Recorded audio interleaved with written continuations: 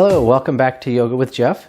Our next pose is going to be Parsvakonasana. This is extended side angle pose.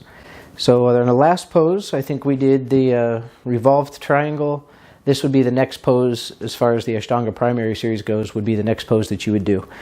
So if you're going to work with a block, we're going to place it outside of the right foot. Left toes are going to turn in slightly. Right toes are going to pivot to point towards the top of our mat or the edge there. And again, we want strong straight legs, hips are loose. From here, we'll bring the hands to our hips. We're going to inhale to lengthen the belly. As we exhale, we're going to bend the right knee so it goes just over that heel. So we can widen the stance here a little bit if we need to.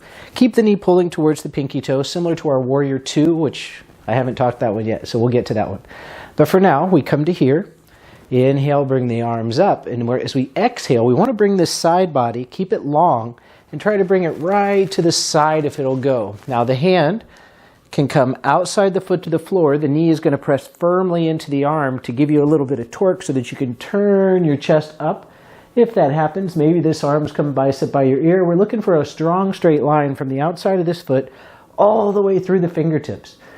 You don't have to reach the floor. You can have the block outside of the foot and place your hand on top of the block. If that's still, or you don't have a block or it's still inaccessible, then we can take this arm and just bend it right across the top of the thigh.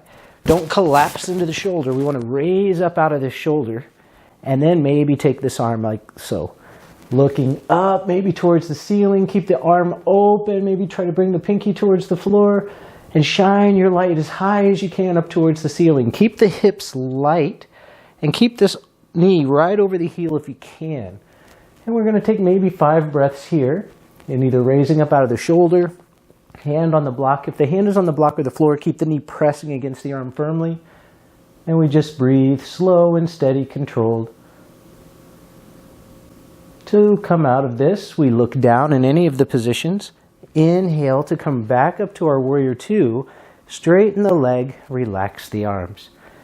Step or hop your feet together, and we'll come back to the other side. You can just switch sides since this is just this pose we're working on now. Again, medium to wide stance. First or second toe intersects right through the back foot. A line drawn through that first toe and the heel would intersect the back foot. Right toes turned in slightly, outside edge of the foot grounded. Hips loose, legs strong and straight. Inhale to bring the arms up. Exhale, bend the knee, soften this hip. Pause here. Take an inhale to lengthen the belly. Exhale, reach. And again, we can just take this arm across the top of the thigh. Hand to the block or hand to the floor outside the foot. Feel the hips light pressing up, knee pressing firmly against the arm, right arm in front of you, bicep by your ear. And breathe. Each exhale shining the light from your chest maybe a little higher towards the ceiling. Keep the hips light, legs are strong, and breathe. To come out of the pose, looking down, inhale to come up. Exhale, straighten the leg, relax the arms. Extended side angle, Utthita Parsvakonasana.